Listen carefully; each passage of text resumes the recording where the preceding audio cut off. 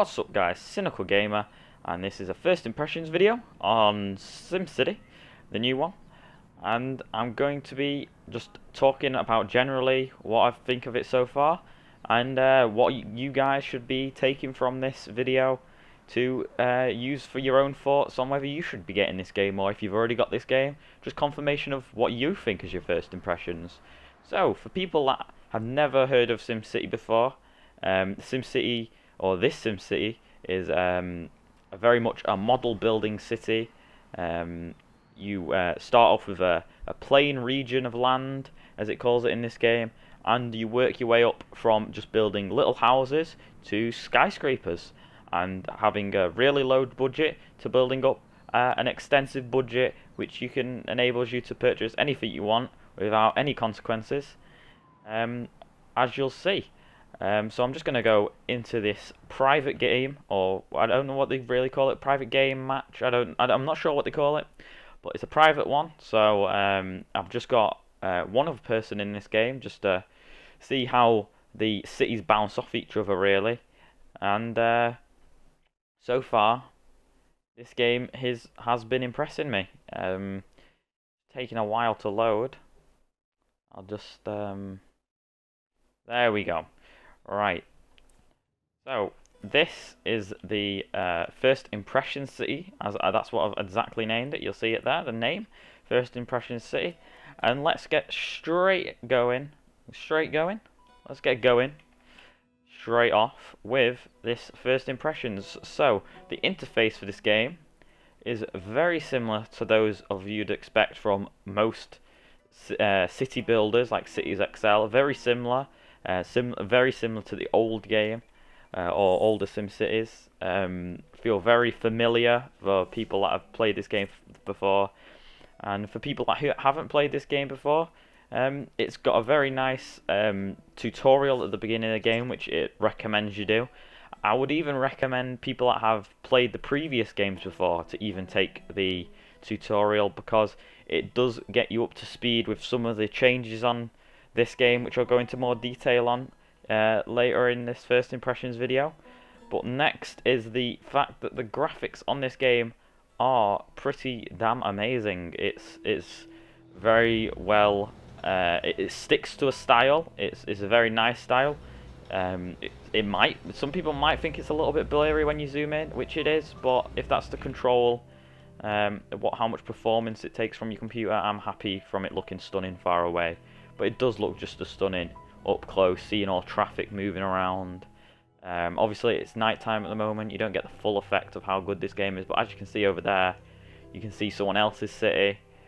Obviously it's not as detailed as my city in terms of graphics, because I'm not actually in that city, but if I wanted to see that city, you just go into the region view, and then you can see the other two cities there. You just click on them, and then you can visit them, and it literally loads up the exact same view that you get from looking at your own city. Obviously it's someone else's city, so unless it's yours, you can't actually mess with it or touch it in any way. So you know, you can be reassured that if you leave your city in a public one, and someone else isn't going to come on visit your town and ruin it. So you got to be happy about that stuff happening. The sound on this game, I mean, I noticed the sound a lot more on these sort of games. I didn't really take it into account on my other videos, sound, because I've just got a new headset, the Astro A40s, and obviously I can tell the difference between a game with good sound and a game with bad sound. The sound on this game is phenomenal. It is exactly what you expect from sort of Maxim game, or Maxis game. You know, great orchestral themed background music, the disasters, because in the first tutorial, spoiler alert, you visit someone else's city, and an asteroid strikes, and the sound is absolutely amazing, crisp, and it's really good sound on this game. So far I've not experienced any glitches. I know some people have said there's quite a lot of glitches. Maybe when I get further into the game, I've got a bigger city, more traffic and stuff like that, I'll have a bit more glitches happening. But so far so good. It's running smooth, nice, everyone's going where they're supposed to be going. You've got a nice little handy feature here where you can follow the vehicles. As you'll see, it is blurry, but I think it's trying to emphasize the fact that you know, you're speeding up the game. You've got your different speed toggles there to go turtle speed or whatever, so obviously things are going faster than they should be. And as you can see, that guy, he's just gone from his house. It's getting morning now, and he's the earliest one in his little donut factory or something. It calls it donut, so maybe it's a donut place. So yeah, that is the what I think of glitches. There's not much happening in terms of that. There are some changes on this game from people who may have played the previous ones. For those who have this is the first experience, they'll just see it as just another feature in the game, which is the zoning system has changed. I don't know whether to judge it as something that's a bad thing that's happened or something that's a good thing that's happened. Because on the previous games, zoning cost you money to lay out the zoning areas. It's very much clicking on it and then dragging out a massive square area, and then it would build it. But now it's about placing it next to the side of roads, which I understand. That's what would happen, but I like to just put in a massive plot of residential and then drawing houses and drawing roads in between it, so it makes the system link better. But it's more building roads than building residential, which is correct. I think that the reason why they made it free is because obviously it's more realistic to how a city would be ran. You know, that the city doesn't build houses, so they don't need to buy it. They just have the land and allow people to buy houses onto that land, or build houses onto that land, should I say. And on previous games it had higher and lower densities. On this game it works a little bit different. I'll mention that what that major difference is, but I just wanted to quickly mention the zoning changes. The game in general, so far, it feels a little bit easier than previous games. On previous games, I can remember in my early childhood having to take out several loans. There is loans on this game if we're going to the budget. There are several different loans. They call them bonds on this game. I had to take out several loans on the older games. On this game, it feels a little bit easier. The challenge of the game has changed a little bit, because obviously the challenge in the previous game was the fact that the zoning cost money. So you'd have to be careful on how much zoning you were putting down, if you're putting the right amount of which one you're supposed to put the right amount of residential demand and stuff like that. That's not really an issue anymore. It's just keeping it balanced and having enough space to work with. So that's changed in that respect. So the challenge of the game has changed.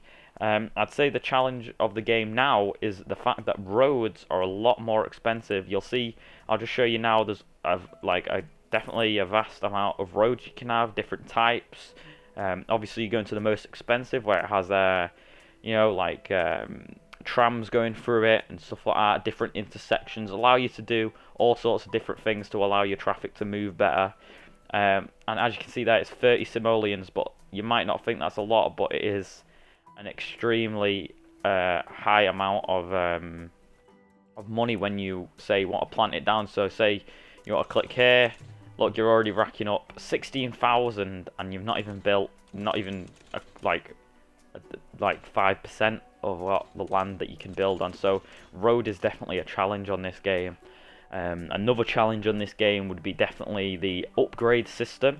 The buildings all have upgrades, or I say all of them, I mean the residential ones and the commercial ones don't, but the ones where you plant them down and the pre-built, those all have upgrades, or so far I've noticed all of them have. So for example, on this thing, you can, on this coal plant should I say, you're able to put you know, a different, another coal generator down on the land. You have to place it on the land, so sometimes people have complained that, you know, roads get in the way. So it means you have to delete the roads and then put it down. So there I could plant another thing of one of them, but obviously it produces double the amount of electricity, but it uses double the amount of coal, and it makes it double the amount of polluting. I don't think that's quite the right language to use, but double the amount of polluting. As you can see, so yeah, I've just built a second one, so now it's generating double. I don't think I shouldn't have really done that, because my city doesn't need that amount of power, but for the purposes of this video I'm willing to do anything. The next bit is the fact that obviously from doing from doing the upgrades, it makes your people happy. And happiness is quite an important thing on this game. So, for example, if I click on this house, this Morris residence, you can see there the happiness thing, or symbol, and as that goes up, it'll make it that instead of it being a little shack or a little caravan house of some form, it makes it into a proper house, or it makes it into a skyscraper, like a larger residential. So that's the way on this game it works in terms of, as I was mentioning before, low, medium and high density zoning. That's how you manage to get to that, by making your people happier.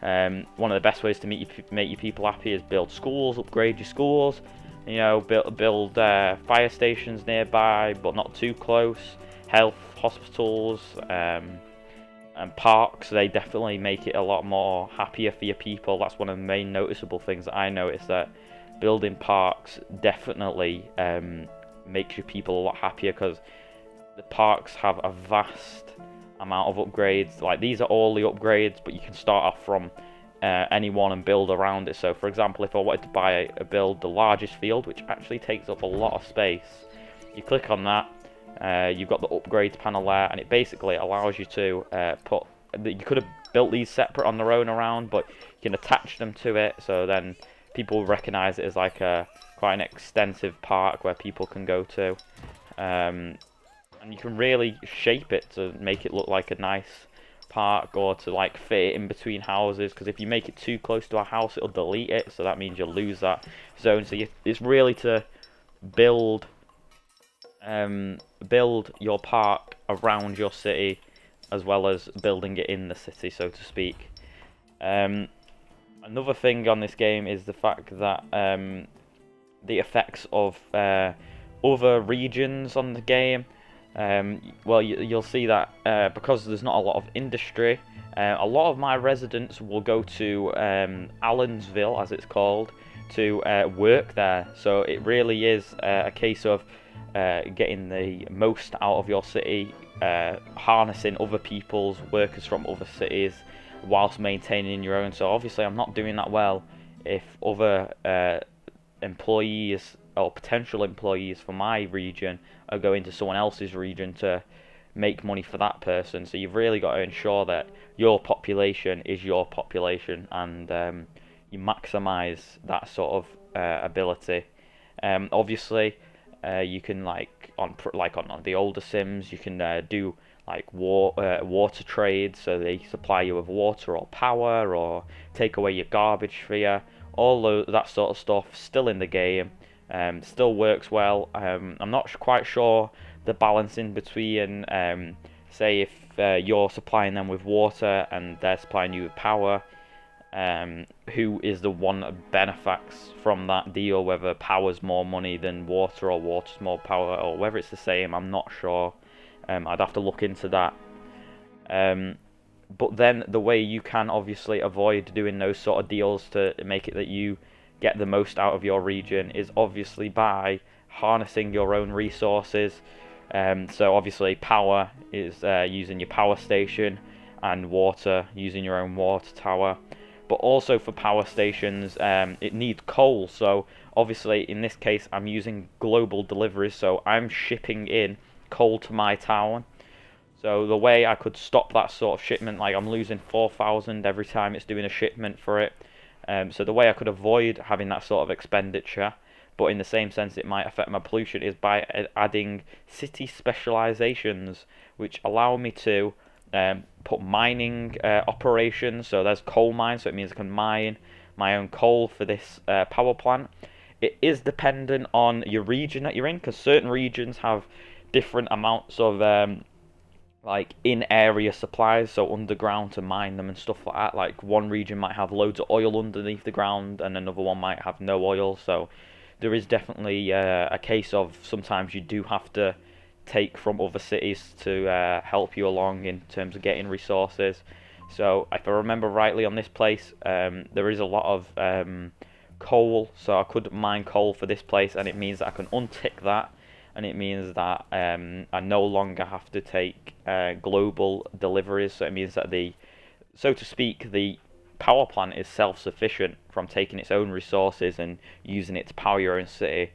And I presume that it makes it more beneficial for you because it means you're not spending a premium on getting other people's resources to use for your own generators and stuff like that. Obviously, there's recycling plants. Apparently, these are quite crucial in the game because they enable you to reuse, obviously, recycling, reuse the resources you've already used. So it's quite cost effective to have a really good, clean recycling plant because it enables you to just keep making use of the same resources. I don't think it's 100% like reusable. I think it eventually does dwindle, but apparently they are quite important. I do need to apologise about the fact that I can't go into extensive details in terms of exact things, like exactly what's the best tactic and stuff like that, because I will be doing videos on that, and as I've only played this game for about an hour or two, I'm not quite sure myself, so it's just going to be a case of me playing the game, me getting a better understanding of the game, and then able to give you the information that you so desperately need. So yeah, new videos will be coming up about this game. I might be doing some other videos, maybe War of Roses, but I've been doing some tests on that game and it's not recording very nicely at all. It seems like it's causing my computer to lag quite a bit when I try and do recording, even when I put the settings on low. But anyway, I'm going a bit too much into irrelevant information, should I say. So this has been my first impressions video on SimCity. So far, so good. Thanks for watching, guys. I've been Cyinicalgamer, and this is the SimCity first impressions video.